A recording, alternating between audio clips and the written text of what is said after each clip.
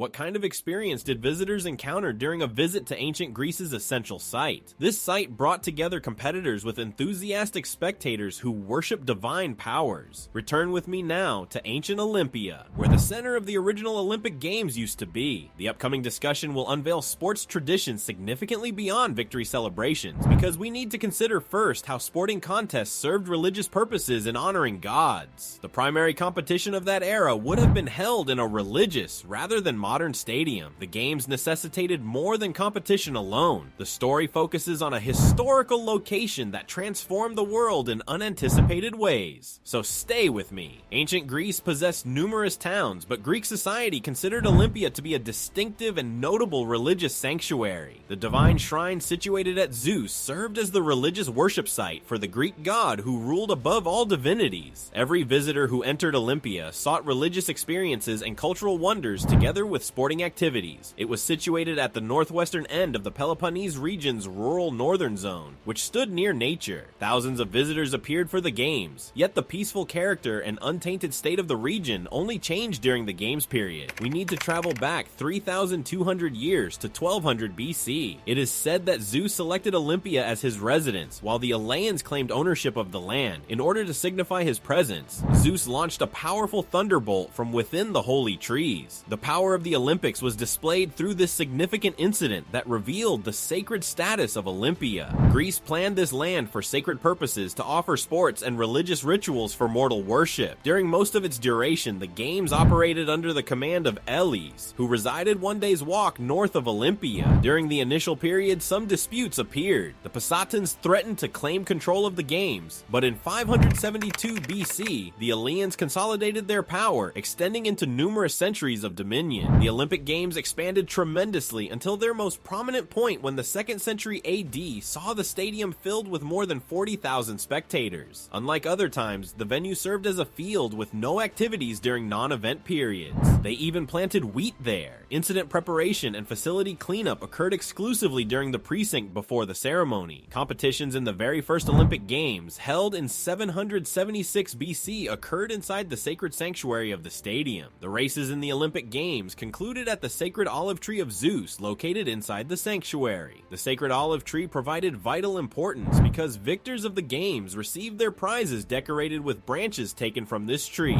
Athletes who trained intensely for many years would win only an olive wreath in place of the traditional gold medal prize. During that time period, an olive wreath served as the greatest recognition available to any individual. The first stadium was simple. The stadium lacked any stone seating features which modern people associate with stadiums. The stadium consisted of only a level surface area, since the natural hill slopes served as the viewing stands for spectators. During this period, the games maintained their significant status despite their basic reward system. The discovery of more than 150 wells dating back to that era illustrates the massive attendance of thousands of people at Olympia since its earliest Olympic festival years. Through the passing years, Olympia transformed into a larger and different establishment. During the 4th century BC, they reconstructed the stadium so it grew into a larger structure. More spectators joined the festivities and increased the excitement of the event. Though the finishing line shifted beyond the altar of Zeus, the festivals kept their religious focus intact. The Greeks maintained their profound religious devotion toward their gods throughout the growth of Olympia, since the site stayed sacred regardless of its increasing popularity. Olympia displayed an extraordinary variety among its people. Throughout Greek culture, there were numerous gods, and Zeus did not represent the sole deity. The numerous altars at Olympia reached more than 70 in number, which provided worship opportunities to each deity a visitor could think of. Every month, the Eleans who managed the sanctuary maintained the monthly sacrifices at the sanctuary. The yearly event brought tremendous changes to the existing atmosphere. Olympia hosted all Greek people during a single week period as the main point of Greek cultural life. What resulted from this was a rowdy and energetic spectacle that replaced the former tranquil sanctuary. During the festival, all types of people, from athletes to artists such as Poe, Tease, and philosophers, joined together for the festivities. Sports were the only foundation of what happened at this location, and visitors used this venue to demonstrate their abilities and spread their knowledge while attaining public recognition. The Olympic Valley supplied more than athletic competition since its foundation. Painters, sculptors, and speakers came to Olympia because they understood it was the chosen place for gaining recognition from the Greek elite class. The platform at that time stood as the largest worldwide stage available for public exhibition. A person wanting to achieve fame would find their path to success in the city of Olympia. During the initial century AD, when chariot racing was brought back to the games, the stadium received its second major transformation. Ancient people considered this occasion as one of the most exciting shows from that age period, which attracted even more spectators. Top-level popularity experienced by the games in the subsequent century prompted a fifth and final construction phase of the stadium. The stadium's actual running distance stayed exactly the same at 192.2 meters throughout its history. The track never experienced any length alteration since it remained 600 feet long or 192.2 meters throughout its history. Why? According to the myth, Hercules could have covered that precise measurement before he needed to respire. Although it remains unverified whether this tale represents fact or fiction, it contributes to the mystical atmosphere surrounding Olympia.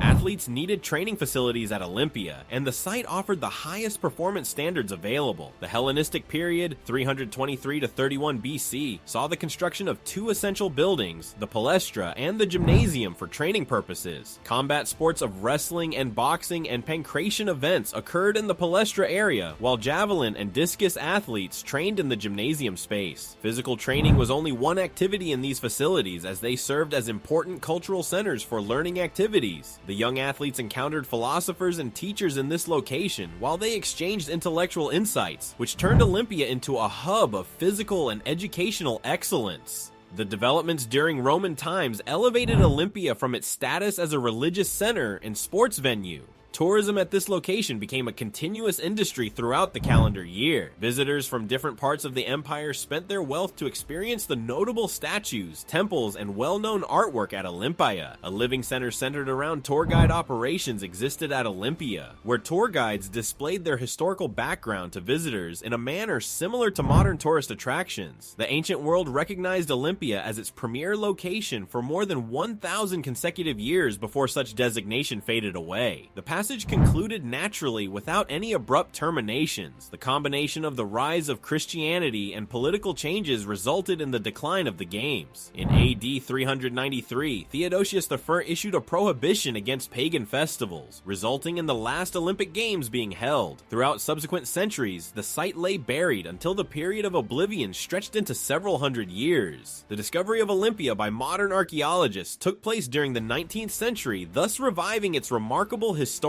significance. Visitors can now explore the archaeological site that contains original stadium ruins while they forge pictures of what attendance at the Olympic competitions must have looked like centuries ago. So, what do you think? Visitors in Olympia would stand before thousands of enthusiastic spectators to see athletes fully committed to winning trophies and dignitary recognition. Traveling back in time to see the magic of the ancient Olympic Games interests you? Let me know in the comments. An exciting historical experience awaits you further, so subscribe and hit the bell icon to receive amazing historical content. See you next time.